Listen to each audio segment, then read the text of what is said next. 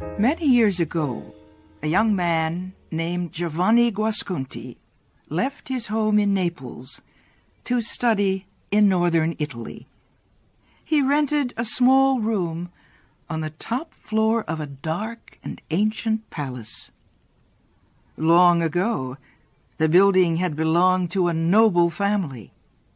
Now, an old woman, Signora Lisabetta, rented its rooms to students at the University of Padua. Giovanni's room had a small window. From it, he could see a large garden that had many plants and flowers. "Does the garden belong to you?" he asked Signora Lisabetta one day. "Oh, no," she said quickly. "That garden belongs to the famous doctor, Giacomo Rappaccini. People say he uses those plants to make strange kinds of medicine. He lives in that small brown house in the garden with his daughter Beatrice." Giovanni often sat by his window to look at the garden. He had never seen so many different kinds of plants. They all had enormous green leaves and magnificent flowers in every color of the rainbow. Giovanni's favorite plant was in a white marble vase near the house. It was covered with big purple flowers. One day, while Giovanni was looking out his window, he saw an old man in a black cape walking in the garden. The old man was tall and thin. His face was an unhealthy yellow color. His black eyes were very cold.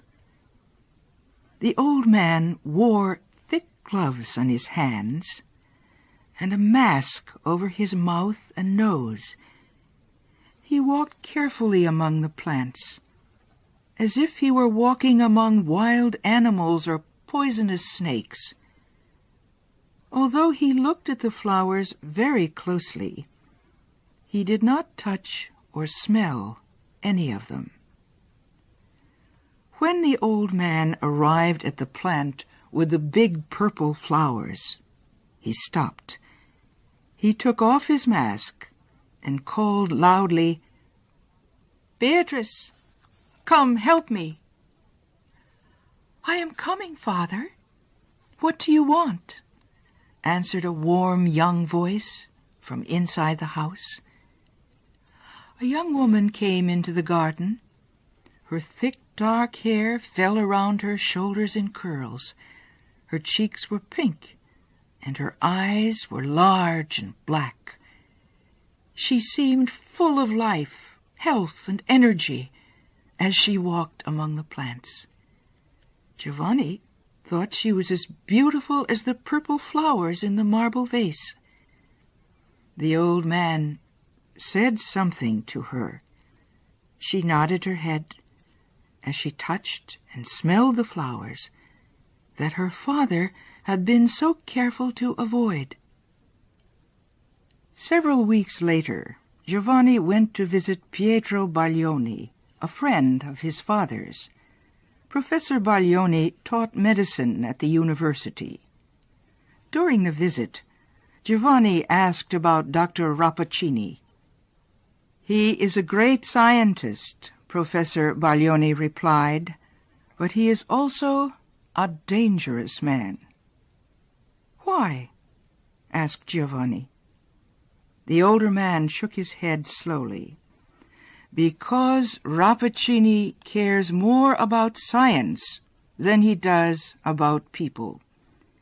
He has created many terrible poisons from the plants in his garden. He thinks he can cure sickness with these poisons. It is true that several times he has cured a very sick person that everyone thought would die. But Rappaccini's medicine has also killed many people.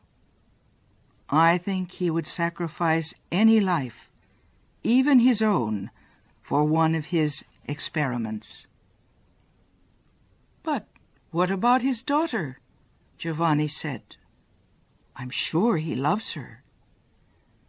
The old professor smiled at the young man. "So," he said, "you have heard about Beatrice Rappaccini. People say she is very beautiful.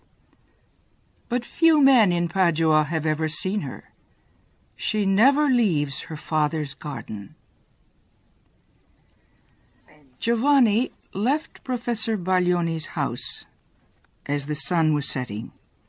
On his way home, he stopped at a flower shop where he bought some fresh flowers. He returned to his room and sat by the window. Very little sunlight was left. The garden was quiet. The purple flowers on Giovanni's favorite plant seemed to glow in the evening's fading light. Then someone came out of the doorway of the little brown house.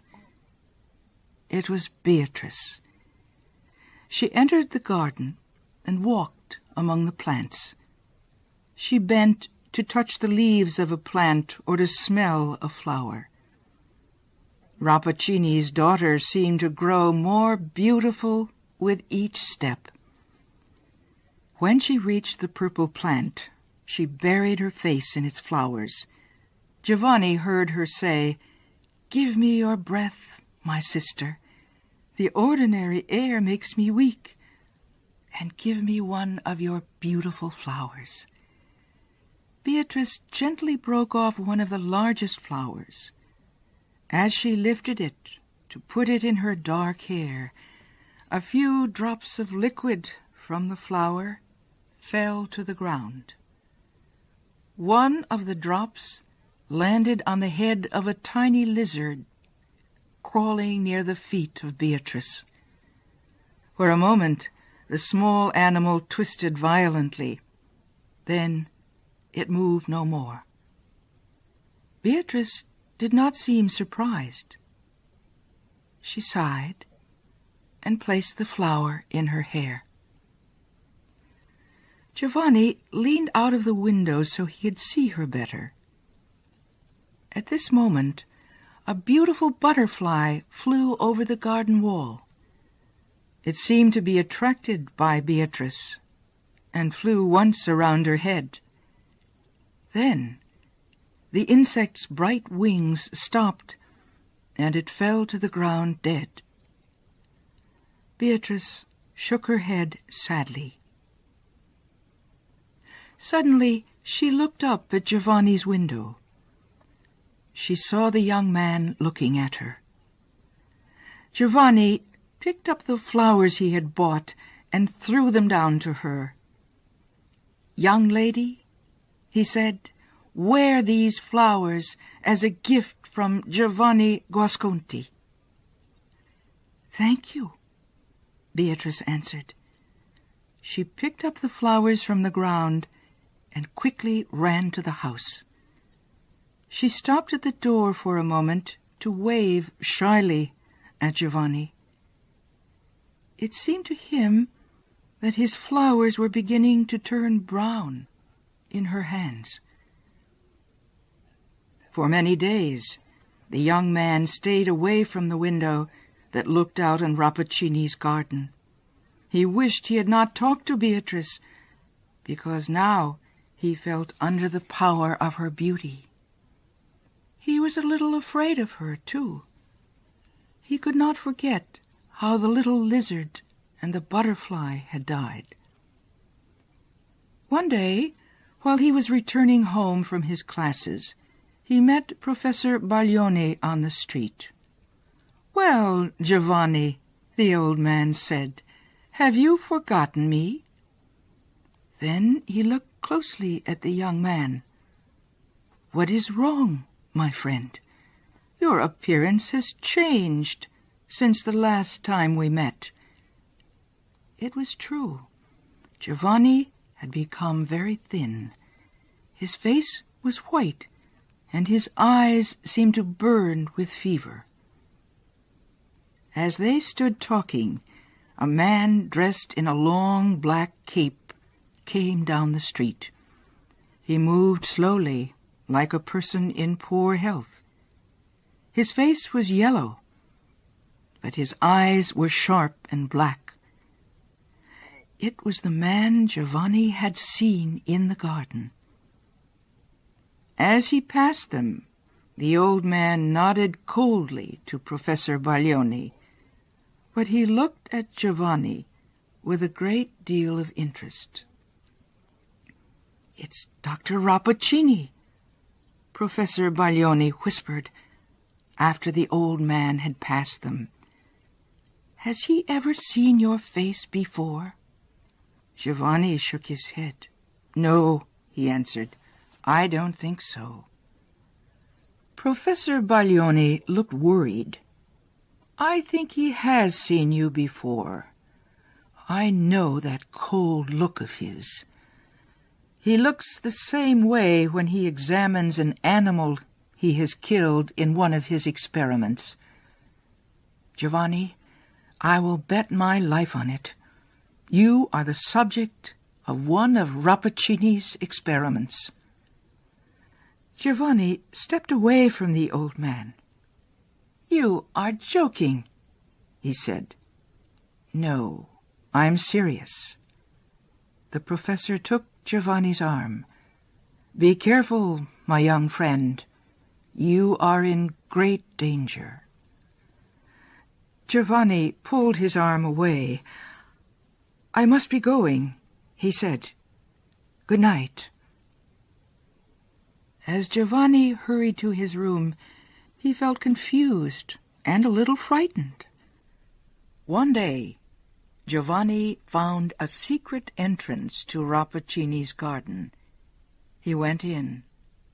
The plants all seemed wild and unnatural.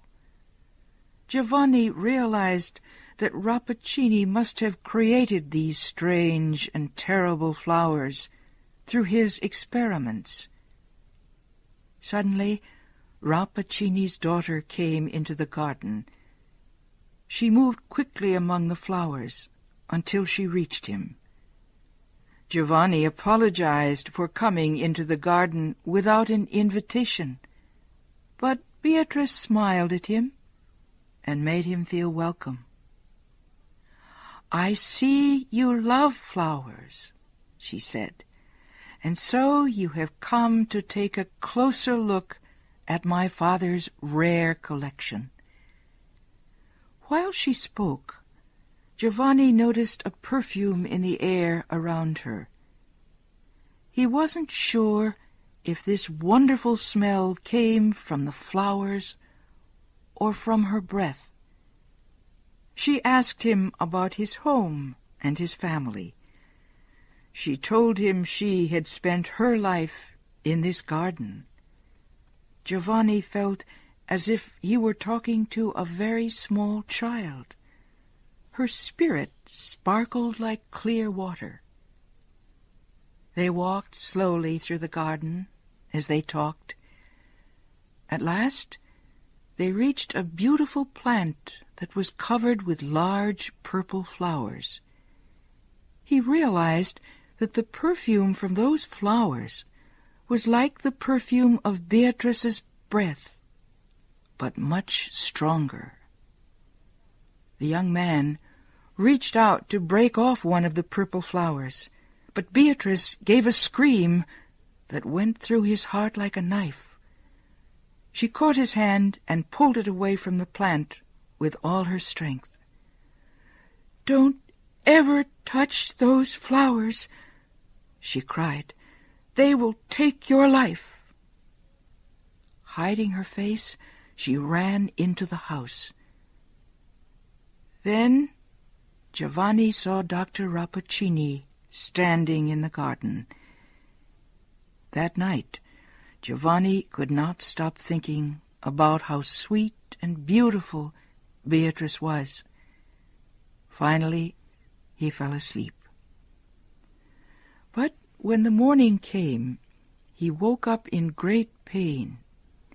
He felt as if one of his hands was on fire. It was the hand that Beatrice had grabbed in hers when he had reached for one of the purple flowers. Giovanni looked down at his hand. There was a purple mark on it that looked like 4 small fingers and a little thumb. But because his heart was full of Beatrice, Giovanni forgot about the pain in his hand. He began to meet her in the garden every day. At last, she told him that she loved him, but she would never let him kiss her or even hold her hand. One morning, several weeks later, Professor Baglioni visited Giovanni. "I was worried about you," the older man said. "You have not come to your classes at the university for more than a month. Is something wrong?" Giovanni was not pleased to see his old friend. "No, nothing is wrong. I am fine, thank you." He wanted Professor Baglioni to leave, but the old man took off his hat and sat down. "My dear Giovanni," he said, "you must stay away from Rappaccini and his daughter. Her father has given her poison from the time she was a baby. The poison is in her blood and on her breath. If Rappaccini did this to his own daughter, what is he planning to do to you?" Giovanni covered his face with his hands. "Oh, my God!" he cried. "Don't worry," the old man continued. "It is not too late to save you, and we may succeed in helping Beatrice too. Do you see this little silver bottle? It holds a medicine that will destroy even the most powerful poison. Give it to your Beatrice to drink." Professor Baglioni put the little bottle on the table and left Giovanni's room. The young man wanted to believe that Beatrice was a sweet and innocent girl, and yet Professor Baglioni's words had put doubts in his heart. It was nearly time for his daily meeting with Beatrice. As Giovanni combed his hair, he looked at himself in a mirror near his bed. He could not help noticing how handsome he was. His eyes looked particularly bright, and his face had a healthy, warm glow. He said to himself, "At least her poison has not gotten into my body yet." As he spoke, he happened to look at some flowers he had just bought that morning. A shock of horror went through his body. The flowers were turning brown. Giovanni's face became very white as he stared at himself in the mirror. Then he noticed a spider crawling near his window. He bent over the insect and blew a breath of air at it. The spider trembled and fell dead. "I am cursed," Giovanni whispered to himself. "My own breath is poison." At that moment, a rich, sweet voice came floating up from the garden. "Giovanni, you are late. Come down." "You are a monster," Giovanni shouted as soon as he reached her. "And with your poison you have made me into a monster too. I am a prisoner of this garden." "Giovanni," Beatrice cried, looking at him with her large bright eyes, "why are you saying these terrible things? It is true that I can never leave this garden, but you are free to go wherever you wish." Giovanni looked at her with hate in his eyes. Don't pretend that you don't know what you've done to me. A group of insects had flown into the garden. They came toward Giovanni and flew around his head. He blew his breath at them. The insects fell to the ground dead. Beatrice screamed, "I see it! I see it! My father's science has done this to us. Believe me, Giovanni, I did not ask him to do this to you. I only wanted to love you." Giovanni's anger changed to sadness. Then he remembered the medicine that Professor Baglioni had given him. Perhaps the medicine would destroy the poison in their bodies and help them to become normal again. "Dear Beatrice," he said, "our fate is not so terrible." He showed her the little silver bottle and told her what the medicine inside it might do. "I will drink first," she said. "You must wait to see what happens to me before you drink it." She put Baglioni's medicine to her lips and took a small sip. At the same moment, Rappaccini came out of his house and walked slowly toward the two young people. He spread his hands out to them as if he were giving them a blessing. "My daughter," he said, "you are no longer alone in the world. Give Giovanni one of the purple flowers from your favorite plant. It will not hurt him now. My science and your love have made him different from ordinary men."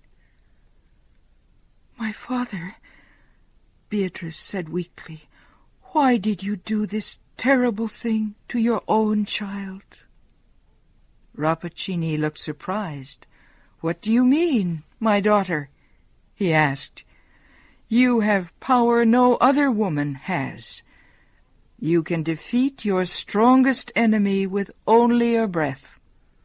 Would you rather be a weak woman?" "I want to be loved, not feared," Beatrice replied. "But now it does not matter. I am leaving you, Father. I am going where the poison you have given me will do no harm.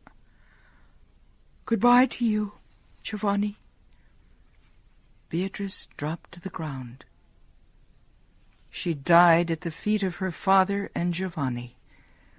The poison had been too much a part of the young woman. The medicine that destroyed the poison destroyed her as well.